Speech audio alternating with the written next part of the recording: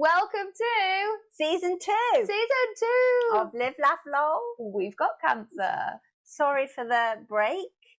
We just thought we're about to update you about what's been happening. That's the theme of this episode. Yeah, we're going to have... Lots been going on. This episode is a catch-up, so you know how we spent our in-between season break, especially Jess.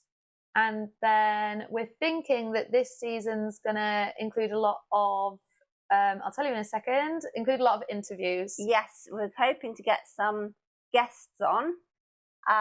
So we will use the Instagram to kind of promote who we've got going on. As we've done before with the Q&A, we'll kind of put a little box up, ask you for your questions if there's anything that you're interested in hearing from the people that we line up. Or if you want to recommend someone to come on, we want to hear it. We've got some people in mind, but if you are thinking of someone, then let us know. Yeah. But today is catch-up time. Catch up for the new season. Catch up for the new season. So what have we been up to? So I think I'm going to go first because not much. And then Jess is basically going to take over the episode. So, how selfish. So hopefully there'll be enough of a balance. I don't think there will be. I don't think there will be. So what have I been doing, Jessica? What did we just say? We prepped this. Miranda's wedding. Well done, Miranda. Congrats. Congrats. We went camping in Dorset for 2 days. It's not really a wedding. She's actually already married, but we just had a fun little camping weekend with she kept it really small. And it was not a wedding because, as I say, the wedding already happened. It was just like the celebration part. A celebration bit of being around friends that hadn't been able to make it to the wedding. So that was lovely. Was the wedding in COVID? Why was COVID? No. Why? No, it was in December. Oh, it was just really small. Fair. It was one of those small ones that I don't have the words for. Wow, registry office? Thank you, registry office. I think that this is why you're going to take over for most of this. And then I was going to say the big news that you could all see, got my hair chopped. Yeah. Already was a bob, but it had grown. So I got it cut for the Princess Trust and I donated it for a wig. And I got it cut really short at the time because if you give like 12 inches, then they'll donate it to be used as a wig, but if you give like 7 inches, it will be used to mop up oil stains. And I don't think that's true all the time. I think it depends how much hair is in the warehouse and what they need. And on the website at the time I donated, they're like, we've got loads of stuff that's 7 inches, we just don't need it. And I guess if you think of from the top of your head, 7 inches won't go that far for little girls that want long hair. Yeah. So they want more hair, so that was fine. Anyway, since then I have had it chopped twice, but it was grown quickly to here, and I was like, no, this is my new era. This is my cancer era hair. Yeah. So went back for the bob, went blonder. It is very much bob style right now. And when I wash it, it'll probably be curlier, but here we go. I like it. And you briefly went pink. Briefly went which pink. I loved when you went to Glastonbury. Pink for Glastonbury. Went rainbow for Glastonbury, but only the pink really stayed visible, yeah. So that's obviously the big news. I know you've all logged on to watch Cancer. Yeah, everyone that's listening on the Spotify will be slightly confused. Cancer podcast about your hair. No one gives a shit, mate. Anyway, so is that all my news? No, work friends. Me and my work friends, when me and Jess had a nightmare week of feeling emotionally run down. Yeah. And during that week, it was like lots of different things going on. But one of the things, I did a big day with my work friends. And for my birthday, we all went to, birthday was in February, but we all went to Chester Zoo. And it was so nice. It was really nice to see everyone. And it almost didn't matter where we were because I just love those people and love hanging out with them. But it does make you a bit sad that actually you're not in work like you were. And I'm not placing blame or anything because actually at the same time I've chosen to take time off sick. That's on me, so I acknowledge that. Well, I know I would have rather you haven't really made the choice. Yeah, I'd rather not be in this position and have stayed at work, but you just being with them, it was so great. But because I don't see them very often, it was that reminder of I've not been there the full year, and my career's really taken an abrupt halt. And I was really proud of my job, and I love my job, and I know I can go back into my job, which hopefully at some point I'll feel really ready for that. But it just feels like it's just that stark reminder of I've worked so hard on baby stuff, seeing as I can't have a baby. I've worked so hard on health stuff and diet and exercise, and I feel like I've lost sight that actually my career and my work, which I worked really hard on, has also gone. So it was a bit of on a bad week. It was another, even though I had a great time, it was another a bit of an emotional one. Yeah, a bit of a reminder, because it's not like you've chosen to step out from your career, and it is a big part of everyone's lives, isn't it? Like your day to day. And so you feel the same with your work. It's like, yeah, it's like a loss. It is a loss. It sounds crazy that we're saying work's a loss. Yeah, like I know everyone complains about it, but there is some part of it being part of your normal life. Yeah. And then when you're given the diagnosis, you don't have your normal life anymore. And so it is a bit of a like bittersweet, I'd imagine, seeing your colleagues, hearing about all the stuff, but then you're kind of thinking, oh, I wish I'd been part of it. They weren't volunteering the stuff. That's what's crazy. I was desperate for the information. I was like, I need to know every single little detail that's ever happened there. And they're like, really? Like, to them, that's boring. But I'm like, I need everything. Yeah, you need all the goss. I did it to myself, but here we are. And then the last thing I've been up to is I've had my scans. So I've had my bone scan and CT scan. My bone scans come back as the same. It's come back the last 2 times, which is it's still showing in your rib, but the other areas of cancer in your bone is less active, can't be picked up on the bone scan. But it's great sclerosis there to show it was there, whereas the rib is still like moving about, I guess, doing whatever cancer does.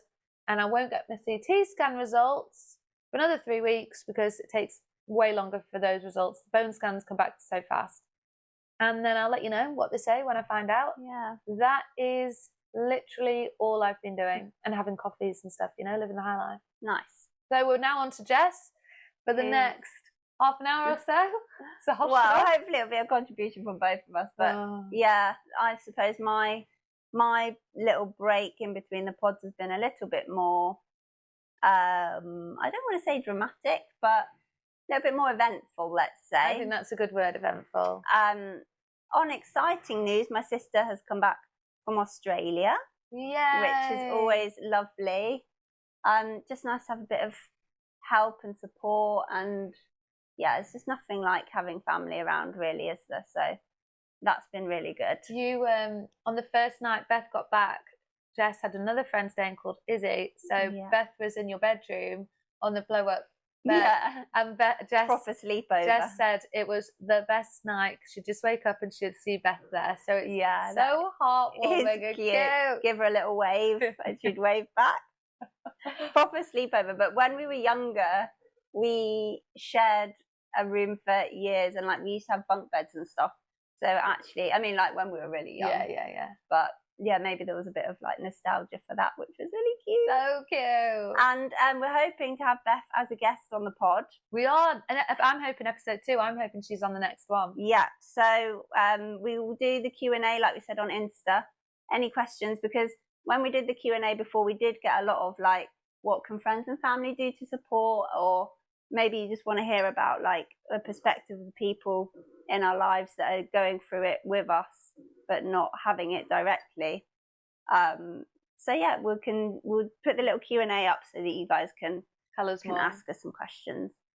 So I think that's been Also, before we get into the eventfulness, which is like the majority of this episode, do you want to talk about, or it depends what order, do you want to talk about your Manchester trip and stuff like that, or do you want to work up to it? Can do, yeah. I think that'll be. We'll talk about it part of it. Let's go back to the beginning then. Are you ready? Yeah. So I guess pretty much after the last pod. Well, in the last pod, I kind of mentioned that I'm quite breathless. I'm still breathless, as you can probably see and hear, as a result of my liver being so swollen. it's pushing up on my diaphragm, which means that my lungs can't fully expand and contract like they should be able to. So it's making me quite short of breath, which is a bit of a physical knock, really, because throughout this process, and it's kind of the same with you, we've not been that symptomatic, I think. Like, we've still been able to go about our day, like walk around, get up and kind of do what we want on the whole. Yeah. Like, as long as my pain in some parts has been managed, but usually it's not been like a permanent physical symptom of having cancer. Whereas now with the breathlessness, that's kind of happened for me, which has been a bit rubbish to deal with, I think. Really rubbish. Yeah, and that's kind of connected to the Manchester trip that you said. Yeah. So I have, as a kind of precaution, got a wheelchair now, which is a bit like, it knocked me more than I thought it would, because I kind of thought, it's just another practical thing. In my mind, kind of rationalized it like, it's just a tool that now that I might be a bit more breathless, I can just bring the wheelchair out with me. I can still walk myself, but if I need to sit down and have someone push me, then I will do that and it'll all be fine. But actually, the first time I went out on it, I was like, ooh, I don't like it. Yeah, I get it. I think there's that. I found when I was prepping for chemo, I went through this whole thing of, I'm not going to be a martyr here. If someone suggests there's a tool that can help, I'll take it.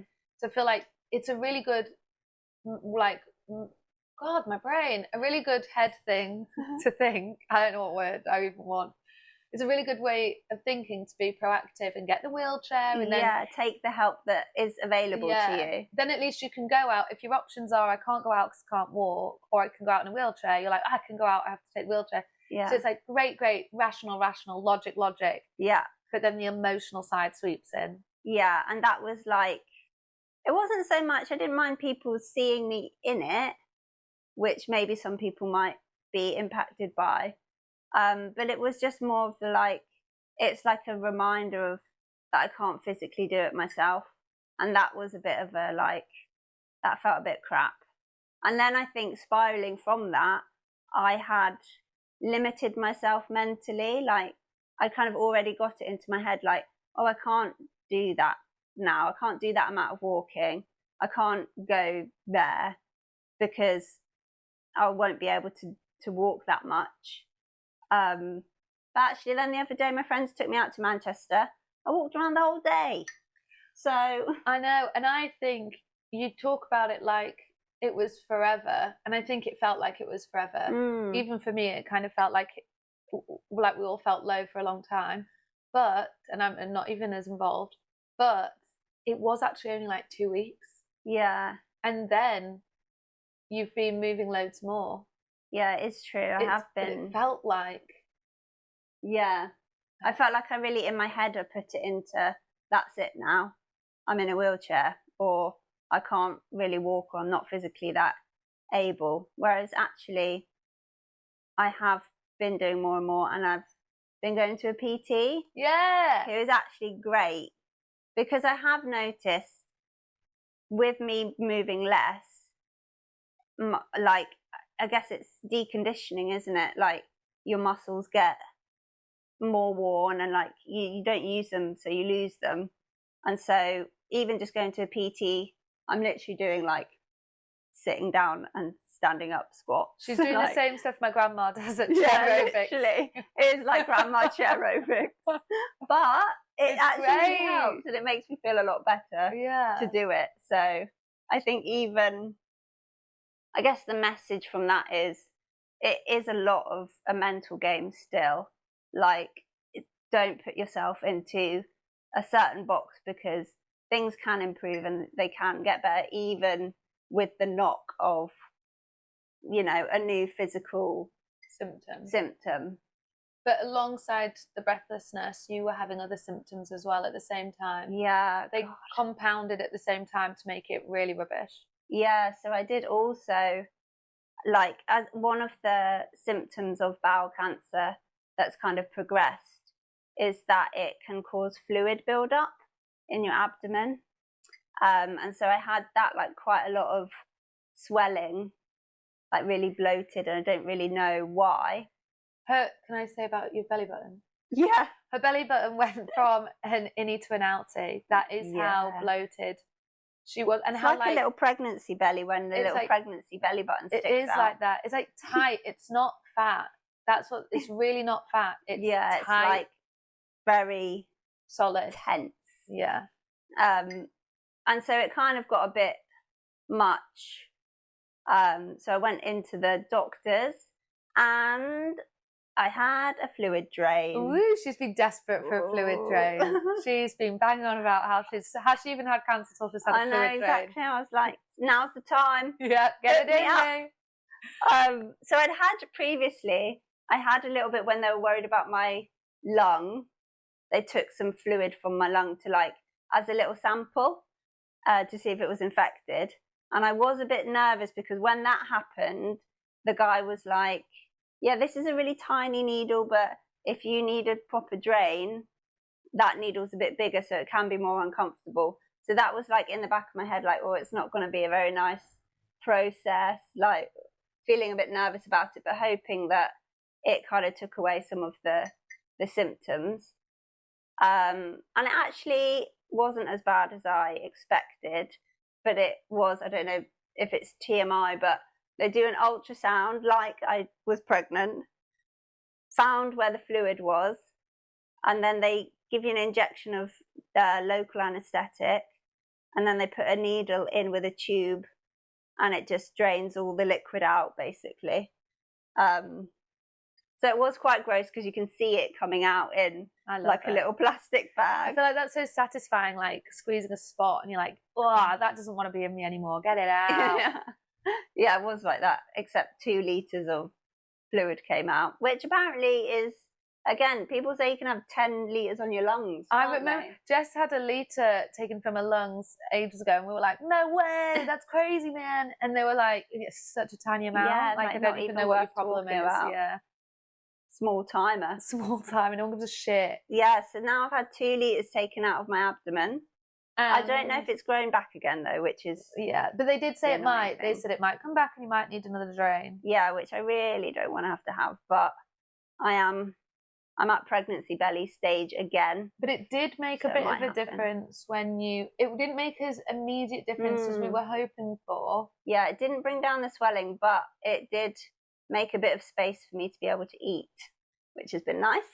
Because I think that's a really important one as well, actually, because I think, you know how we're saying that Jess was feeling a bit low, and we've all been there, but I think that you couldn't eat because we were trying, everyone was trying and you were trying to eat, but you were then throwing it up because there was no room because of the fluid and other stuff. Yeah, there's like my liver, the fluid being in there, then like, my lungs trying to take the space. So it's obviously all compressing on my stomach. So stomach's so tiny. Well. She's having the Fortisips, but we'll do an Instagram on the yogurt one. We've found a nice one. It's chocolate. We've done the research for you. There you go. But then, so there was no room for her to eat. So then when she had the drain, actually, at least there was more room for food. And then that also helped with your energy levels. And then that also helped with your, instead of napping during the day, you started to sleep better at night. Yeah. And you had more energy during the day. And then Beth arrived, and it felt like the little additions had kind of boosted me up a bit. So a big thing is, I know that you might not be able to eat because you might literally throw it up like Jess, but if you can get that food in, it really changed all your energy levels. Yeah. And it really helped with loads of stuff. Yeah, exactly. And it's really tough as well, because for me, I think if I'm feeling rubbish, like the first thing to go is my appetite. Like, I don't know, like a lot of people get it with like stress and anxiety even, and they like don't want to eat when you're like feeling rubbish. So I feel like that's been quite a big throughout the process. It's always been nausea, or if I've been on new treatment and stuff, or stress or whatever, my appetite usually is the first thing to go. So yeah, having that combined with not having any space in my stomach to eat. It was like a double whammy. So, but yeah, like Becky said, now I'm boosted back up again. Boosted back up. I'm on the up, although I did weigh myself at the PT today. Oh God. And I'm still underweight. But Or like, I've gone back lower. Lower than you were last time? Yeah, I'm like 49 point something now. You need to get it back up to 50. Skin and bones. Skin and guys. bones. I'm trying. Skin and bones and some fluid in her abdomen. Yeah. Can I say the third thing? Because you said double whammy, but I'm going to make it a triple whammy. That also, I think, and I think you did agree, I don't think you mind me saying, because Jess lives alone, it's on her to cook and provide herself with food. So if you can't be bothered, you're not that hungry, you're feeling sick, you're not in the mood, and you have to prepare yourself food, you're not gonna. But when you live with someone and you can skip all of the preparation and all you have to do is put fork into mouth. Yeah, it is a big help. It's a big help. So having someone around, or like Beth, or even like other people, sometimes when you have friends around in the evening, and when you do that, I feel like that's really good for you, because probably got into one of those like bad routines of I should rest, I should get my energy up, I've got no energy, and then actually that's bad. It spirals into like, and you're sleeping more, and the more you sleep, the less time there is for eating, and you can't be bothered to cook for yourself, so you just have like a bowl of cereal or whatever. That's and it. There's a lot of bowls of cereal. Yeah. But I think you've done so well, because however much we're saying about this, it felt like a lot, but actually it was just a short period of time. That's true. In the grand scheme of things, you're quite impressive. Compliment. Thank you. That you managed to figure that out so fast. Yeah. And like take action so fast. Jess literally went to the PT before she was about to shut my compliment down. I saw what was about to happen. She went to the PT, I don't know, like feeling really breathless, not with any energy. And you know when you texted me to say I've been to PT today, and I was like, no way did I expect you to have been. You were like, that was huge, and that's impressive. You went, you did it. Yeah. And she did a little chair aerobic, standing up and down like Nanny. Yeah, it is like, it is just harder, the mental game. Like, we're both very mentally resilient and strong, aren't we? Yeah. But then it's like, it's really tough when you're being tested. Like when you really feel like you don't want to do something, or when you like, and there have been moments like that when I've been having like chemo and stuff, where I felt really nauseous. But yeah, I think those 2 weeks were like a real tough mental game. I'm coming out of it, guys. She's coming out of it. Look at her. I think I've got an analogy for the mental thing. Oh. I've got loads more. In the last 3 weeks, my brain has been on imagery fire. Although you might all say they're shit, but it is what it is. But one for what you're trying to describe is, you know, when you feel like you should go to the gym, but you don't want to go to the gym. You want to stay in, maybe put even a duvet on the sofa, watch TV, have a cup of tea, eat some food, be warm, be comfortable, blah, blah, blah. But, you know, if you go to the gym, you'll be grateful, your body will thank you, you've got long-term benefits, you'll feel better in a week that you've been going, and by the time you get home, you'll be glad you went.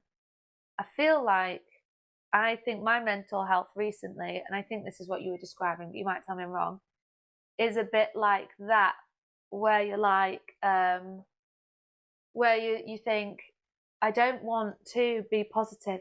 I don't want to pull myself out of this. I don't want to find the rational, hopeful side. I want to tell you how shit it is, how pissed off I am, how angry I am, how sad I am, how it's so unfair. But it's like going to the mental gym and being like, I know that's not actually going to serve me, but it's just a lot harder sometimes. Sometimes it's like, I'm right in the mood to go to the gym. Let me just nip there. And sometimes it's like, I want to stay in and put the duvet over me. Hibernate. You just don't want to deal with it. I don't want to deal with it. Some days. I don't want to give you my positive energy. I want to stay in and do nothing. I want to just feel sorry for myself. And I feel like I've definitely just gone through a stage of that where you're like, I can do it, but it's requiring so much more effort to get to my mental gym. Yeah.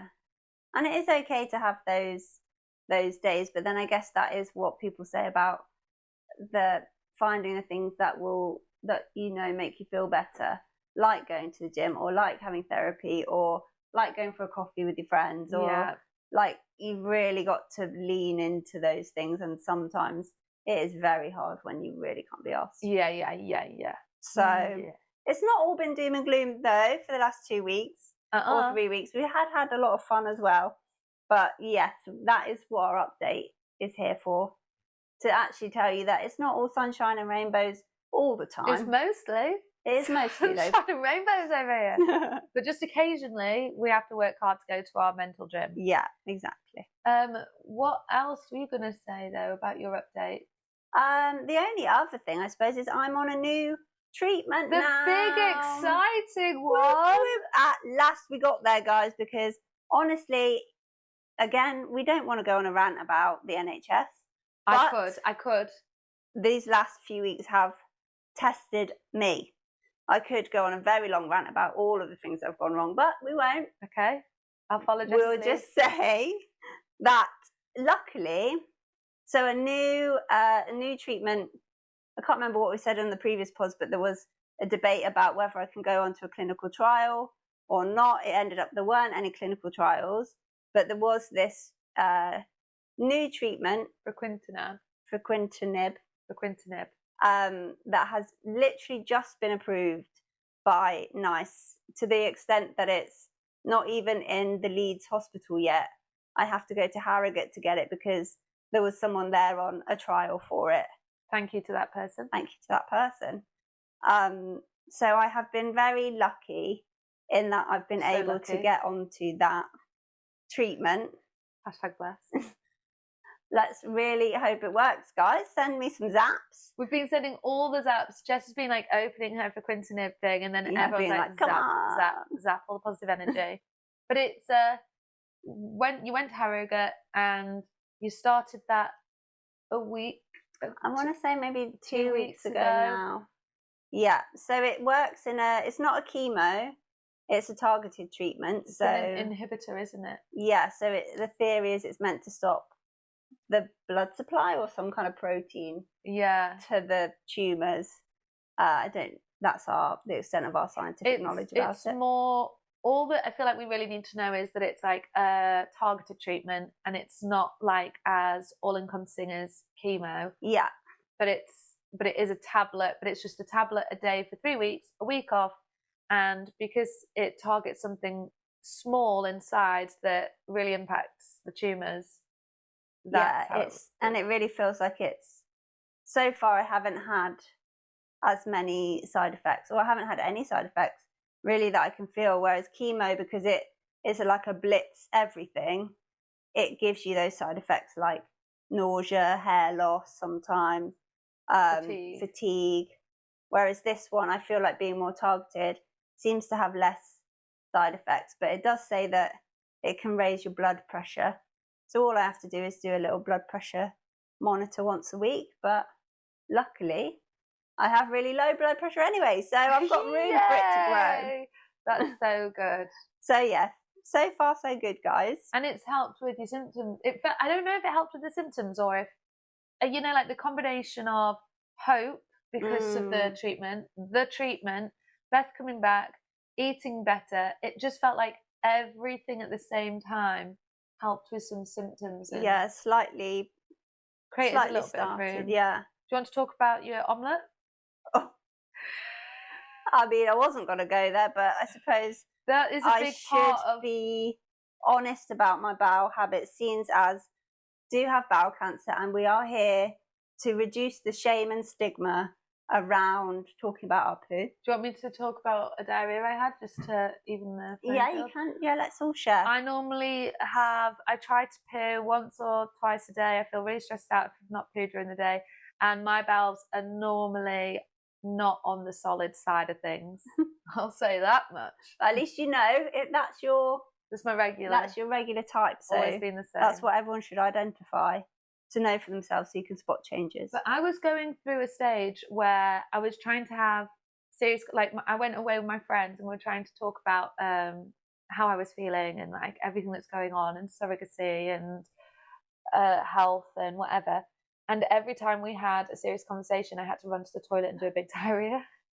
Oh god, so it's really stress related. I think so, but it's not mentally. I didn't feel stressed. I was just sharing, and then It must be. but it must be subconsciously. Exactly, yeah. So there you go. That might make you feel better. Well, I stressed myself out by eating an omelette. So the only thing that I've ever been slightly intolerant to when I've had a food allergy test is eggs. So I really should have known. But omelettes are the worst. They're the most eggy thing you can possibly eat. eat. So I decided to have a cheese omelette one evening, and then just chaos ensued. Basically, I wonder what she means. I ended up having, well, I was very constipated because when you take opiates, I'm on quite a few painkillers at the moment. So that's a really annoying balance to have to like take loads of laxatives to mitigate the constipation from all the opioids. I'm on oxycodone. Yeah, the one that everyone in America is all addicted to. So if I make no sense, it's because I'm high, guys. I don't know. I might be a drug addict God, now. Look at you, living the life. But yeah, so I had an omelette, and then it really cleared me out. Exploded for a few hours. I thought you were going to leave it cleared out, and I was going to say, now that's a good way of saying it. And then you added exploded for a few hours. And then weren't you sick as well, to be fair? Yeah, I was sick as well. I think I just put my body under so much stress. It was like, what are you doing? You've just like fed.